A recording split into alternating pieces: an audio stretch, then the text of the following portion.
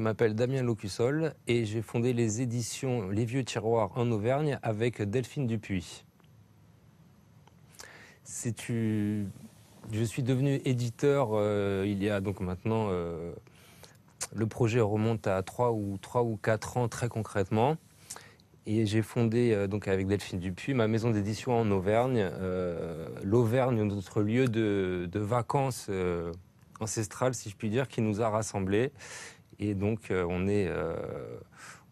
nous travaillons donc en Auvergne, dans la France profonde maintenant, depuis 3 années, un petit peu plus maintenant. Si je suis venu à l'édition, c'est un petit peu, on pourrait dire, par passion, un petit peu également par hasard, par le fruit des rencontres qu'on fait tous plus ou moins dans la vie, et d'une envie, d'une passion, on peut dire, hein, qui m'est chère et propre depuis assez longtemps. Donc la passion du livre me vient, on va dire, plus du côté de ma famille paternelle. Alors notamment, c'est pour ne citer que lui, mais ce serait mon oncle, qui alors lui était un fou de livres, C'était quelqu'un d'assez érudit, notamment sur la région. Il peut y avoir toutes ces personnes qui aiment leur région, qui cherchent comme lui, mais comme lui, il y en a quand même peu. Hein, on a des maisons de famille, notamment une, mais d'autres aussi, où les planchers se sentent mal vu le poids des livres. Hein. On ne rentrait plus dans les pièces, il n'est plus là malheureusement, mais on rentrait plus dans les pièces, ça fatiguait les poutres. C'était un fou de livres, vraiment on peut dire. Il était boulanger et donc pendant quelques décennies, on va dire, hein, les quelques sous, les quelques billets qu'il pouvait avoir, ça partait dans des livres. Donc j'ai eu la chance, grâce à lui, de voir tout un tas de très beaux ouvrages, des livres, des grands formats, des lithographies, des bibles très anciennes, enfin des livres qui vraiment avaient de la valeur. D'autres en avaient beaucoup moins, mais voilà, ce que j'aime dans le livre, c'est le côté, le bel objet, c'est au toucher, c'est quelque chose de tactile pour moi, le livre. La première chose que je fais, quels que soient les livres, un petit peu moins s'ils sont des dos carrés collés, hein, donc un peu moins, voilà. Mais s'ils ont un beau façonnage, une reliure en carton, la première chose que je fais, avant même de regarder le sujet du livre, le thème, peu importe le sujet, je touche le livre comme ça. C'est vraiment ça qui me procure un plaisir, en premier lieu. Quand même faire quelque chose. Damien, il va falloir que tu vas pas faire livreur toute ta vie. Donc, j'avais déjà une affinité pour l'art en général et les images notamment. Donc, j'ai fait une formation de graphisme publicitaire en 3 ans. Donc j'ai commencé au début, j'ai mêlé les études et le travail, c'était vraiment pas facile. Donc après, grâce à un petit coup de pouce de ma famille, j'ai pu prendre un appartement et je me suis consacré à mes études pleinement.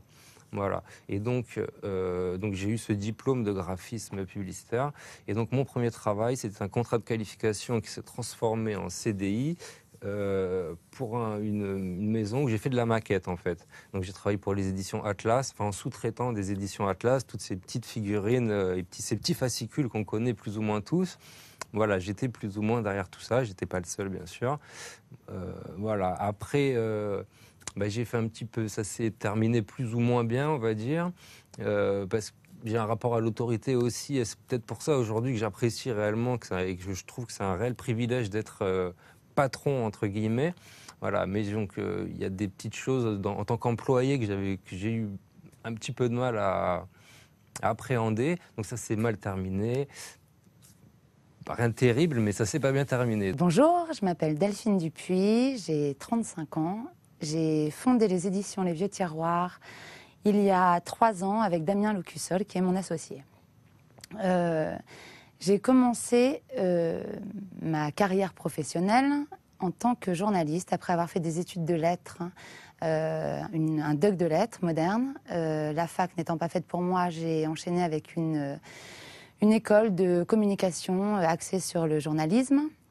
Et mon premier emploi, qui n'était pas des moindres quand on sort, j'ai été prise en stage d'abord chez Paris Match.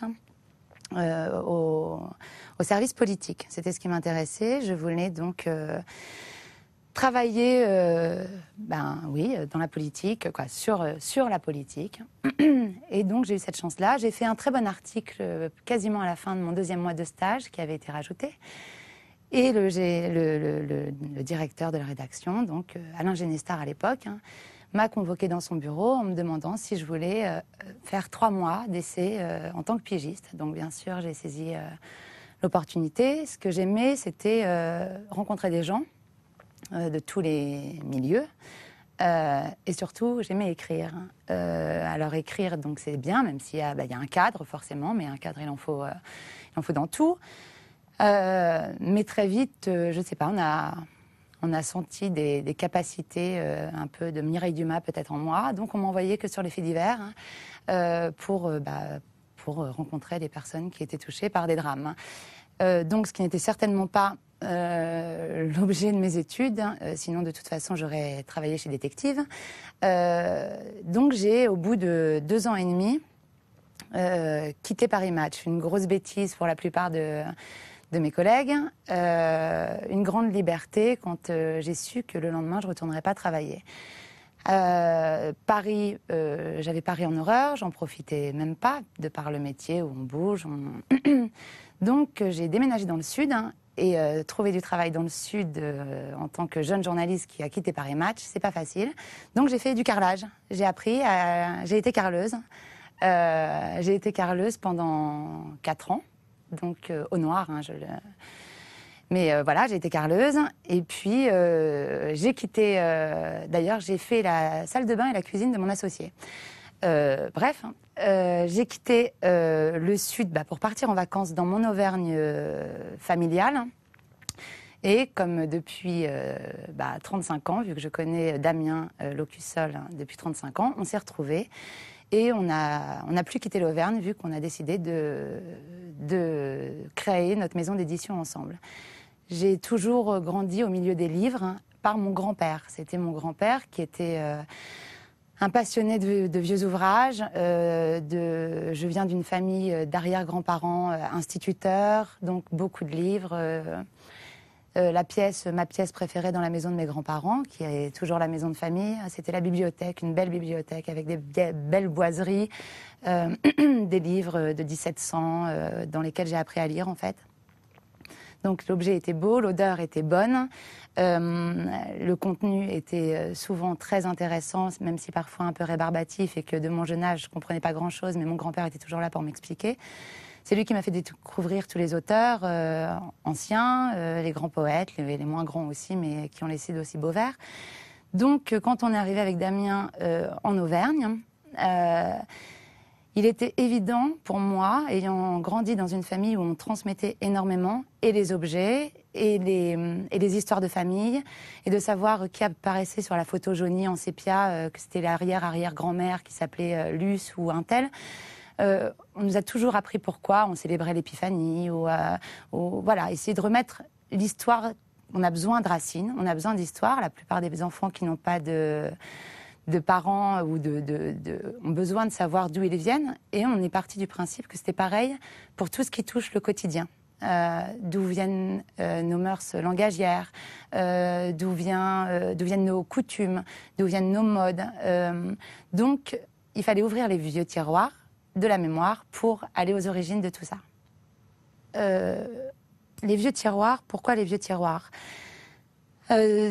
Pour justement aller aux origines de ce qui fait notre quotidien ou de ce qu'il a fait, de donner des réponses de façon, on l'espère, la plus légère possible, la plus agréable, de transmettre. Il faut bien sûr ouvrir les vieux tiroirs de la mémoire ou les vieux tiroirs des bibliothèques ou ouvrir les vieux tiroirs de famille, justement, où on peut trouver des documents qui peuvent être importants pour répondre justement à ces questions. Et d'ailleurs, c'est autour d'un café dans notre petite ville qu'on s'était réunis, Damien et moi, donc mon associé, pour un brainstorming, pour trouver un nom à cette maison d'édition dont on avait déjà tous les contours, dont on avait déjà la ligne éditoriale. Mais il fallait un nom, et un nom dont on se souvienne, et un nom qui nous plaise, et un nom qui représente vraiment ce qu'on allait faire. Et donc, au début, c'est les vieux greniers, les vieilles malles, les malles anciennes, enfin bon, on passe par un tas de choses et tout d'un coup, Damien sort et pourquoi pas les vieux tiroirs. Ah, je dis ça sonne bien, ça, les vieux tiroirs, tout de suite. Hein, j'appelle ma mère parce que c'est un peu une affaire de famille. Damien, d'ailleurs, par la suite, est devenu mon beau-frère, hein, donc meilleur ami d'enfance, hein, associé, et ensuite mon beau-frère. Donc, on appelle tout le monde. Comment tu trouves que ça sonne? C'est bien. Alors, il y a ceux qui disent vieux, c'est un peu péjoratif. Bon, puis on s'en fout à ce moment-là. Nous, ça nous plaît, ça sonne bien. Les vieux tiroirs, on dépose ça tout de suite, justement. Et les vieux tiroirs, donc, étaient nés. Moi, ayant fait des études de lettres, étant curieuse par nature, étant un rat de bibliothèque de par mes origines, par mon grand-père, Damien, donc, ayant ses compétences propres, hein, on avait donc tout ce qu'il fallait, les 4 mains nécessaires, et les 2 têtes, en tout cas, j'espère, pour faire des livres. Donc après, c'est trouver des sujets, des thèmes, d'où viennent ces sujets. Déjà, c'est tout ce qu'on nous a aussi enseigné, ce sur quoi on a été intéressé. Donc par exemple, les curiosités de la conversation, voilà, d'où viennent ces expressions qui font le charme de notre langue, les proverbes, remettre à l'honneur aussi ces mots d'esprit des grands personnages qui ont laissé des piques assassines intemporelles et délicieuses. D'où viennent cette barbe et cette moustache, quelles sont leurs histoires. Voilà, donc c'est essayer de raconter. Et vraiment, toujours agréablement, ce ne sont pas des thèses, ce ne sont pas des livres élitistes, donc il faut écrire. Donc ma passion était d'écrire, ça ne m'allait pas en tant que journaliste, parce que je n'écrivais pas sur ce qui me plaisait, mais en revanche, écrire et transmettre à mon tour, j'ai pas d'enfant, donc je ne peux pas transmettre à personne directement, donc transmettre à d'autres en écrivant. Là, enfin, je me suis épanouie dans ce que je faisais. Alors, on est des travailleurs pauvres, hein, certes, hein, mais en même temps, on n'était pas plus riches quand on travaillait pour quelqu'un. Mais on fait un métier qui nous passionne, même si parfois il est difficile. Comme Damien se plaît à le répéter, je ne suis pas forcément d'accord avec ça, mais il dit que je suis l'intellectuel du groupe et lui est le manuel. Comme il est les chiffres, je suis les lettres. Mais en effet, on se complète énormément. Par exemple, Damien, moi étant une femme, ça ne veut pas dire que je suis une femme faible, mais en tout cas, Damien même me soulage sur des tâches qui sont, en effet, à la base peut-être plus masculines. Il va gérer le stock, il va porter les cartons. Quand on va en salon, pour des salons du livre, c'est lui qui charge, qui décharge. Il essaie vraiment en tout cas, moi, de me soulager à un endroit là où il ne peut pas me soulager ailleurs, c'est-à-dire pour tout ce qui est recherche, qui prend énormément de temps, d'énergie. La trouille aussi de se tromper de sujet, de dire nous c'est un sujet qui nous plaît, qui nous passionne, mais est-ce que ça va plaire aux libraires d'abord, vu que ce sont eux qui commandent les livres? Est-ce que ça va plaire ensuite aux lecteurs? Donc on a toujours une pression malgré tout, et moi plus particulièrement, vu que je suis celle qui va jeter les idées sur la table. Donc un échec, l'échec d'un livre, qui peut être juste fatal à notre maison d'édition, vu qu'on est tout petit, c'est une pression énorme. Donc Damien essaie de me soulager à cet endroit-là. Moi, je suis plus facilement abattable quand on a une mauvaise nouvelle ou quand il y a un gros chèque à faire au RSI. Tout de suite, je dis mais comment on va faire? Damien, va me tirer vers le haut, va essayer justement de me rassurer, même s'il est peut-être tout aussi inquiet à l'intérieur, il va pas me le montrer. En revanche, moi, mon tempérament peut-être un peu plus fougueux, passionné, un peu plus rentre dedans, compense aussi avec son calme. Une maison d'édition aujourd'hui, donc je parle pour moi, on est deux, donc c'est un travail de toutes les façons qui est partagé à 50-50.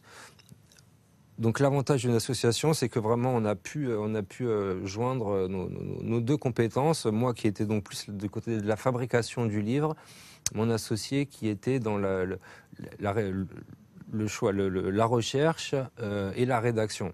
Donc plus la partie contenu. Mon rôle aujourd'hui dans cette petite maison d'édition régionale, voilà. Donc d'ailleurs un des problèmes entre guillemets qu'on peut avoir, c'est que donc on est en Auvergne, on est installé en Auvergne. Donc l'Auvergne, s'il en est une des régions les plus dans l'imaginaire des gens en tout cas, et puis en réalité également, c'est la campagne.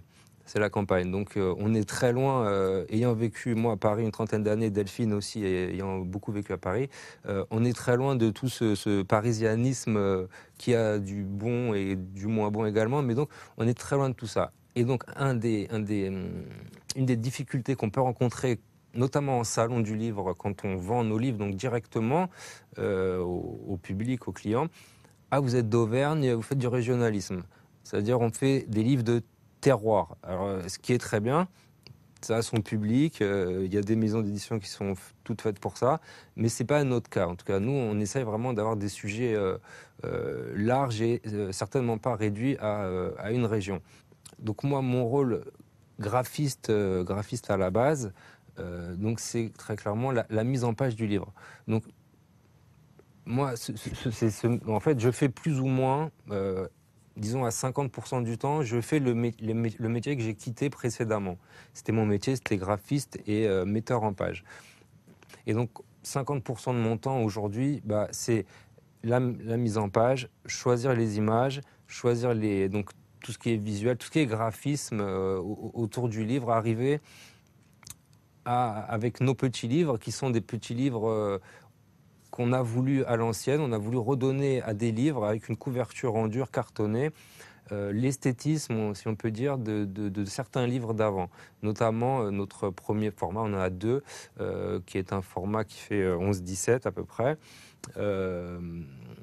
Nous avons donc à l'heure actuelle 16 ouvrages de cette taille-là, et on peut voir que ça marche pas mal avec les gens, ça leur rappelle vraiment... moi, ce qui me plaît, c'est en salon, par exemple, quand je vois quelqu'un qui a, que ce soit un enfant, que ce soit quelqu'un dans le milieu de l'âge ou un petit peu plus âgé, qui a l'œil qui brille quand il regarde, quand il prend en main le livre, quand il le touche et quand... enfin, voilà, cette petite pointe dans l'œil, c'est vraiment ça, moi, qui me plaît, qui m'encourage à faire des livres, à passer donc pas mal de temps... dans cette remise, à travailler. Le reste du temps, c'est bien évidemment la gestion de l'entreprise, puisque malgré tout, on fait des livres, mais il y a tout le côté gestionnaire qu'il faut aussi gérer, parce que si on ne faisait que des livres, notre seul but était de faire des livres, on pourrait les faire pour nous. Mon travail aujourd'hui, donc... mes préoccupations, si je puis dire, c'est bien sûr de poursuivre l'activité d'édition que nous avons lancée il y a maintenant 3 ans. Les principales difficultés que l'on rencontre, très clairement, pour vendre un livre, si je reste dans ma remise, on n'a pas pignon sur rue, on n'a pas de librairie, on n'a pas de commerce quel qu'il soit, enfin il y a un pignon sur rue, il faut vendre le livre. Donc on a ce diffuseur qui est notre premier moyen, non exclusif, mais qui est notre premier débouché de vente de livres. On tire les livres environ à entre 2000 et 3000 exemplaires chacun, donc ce qui est déjà très bien, mais on ne voulait pas commencer trop petit parce qu'on a besoin de manger, et on s'est dit, si on fait comme énormément de petites maisons d'édition, mais pour lesquelles c'est plus une passion non financière, quoi, enfin, dont ils n'ont pas besoin. Si on ne fait qu'1 ou 2 livres par an, ou 3, quoi, on est deux, ce ne sera pas possible. Donc, on est rentré dans ce système qui est un vrai, on peut l'appeler engrenage, hein, c'est un système où la croissance, le nombre de livres, la quantité de livres, en fait, doit être, sinon constante et progresser vers le haut, doit au moins être stable.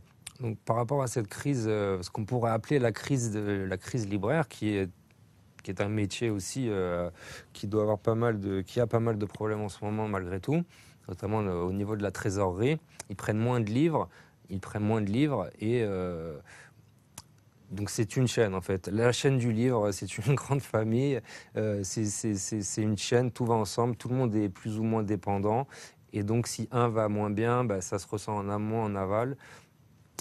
Voilà, c'est la vie du livre. Une maison d'édition, c'est passionnant, c'est beaucoup de belles rencontres, c'est le plaisir de recevoir ces livres tout frais sortis de chez l'imprimeur. C'est une joie malheureusement bien éphémère parce que c'est un rythme à suivre, un rythme soutenu. Mes journées commencent souvent à 6h du matin, 6h30 quand j'ai une panne de réveil.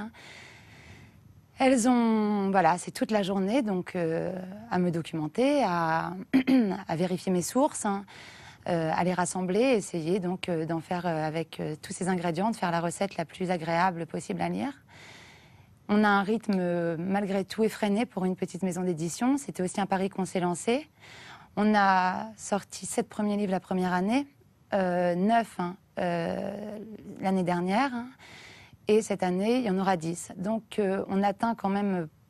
On est obligé, parce que vu qu'on a un diffuseur, on est soumis au retour. Les libraires peuvent nous retourner. Donc il faut bien sûr qu'on ait un équilibre entre les livres qui vont être retournés et ceux qui vont arriver donc dans les rayons.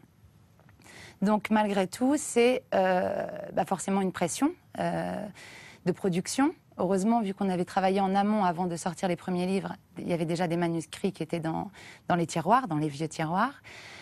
Mais donc, voilà, là, il y a une fatigue un peu qui peut être morale. Hein. Les 2 prochains livres qui sortent sont Petits secrets et grande histoire des demeures royales. Donc, c'est tous ces faits plus ou moins connus qui se sont déroulés dans ces demeures merveilleuses.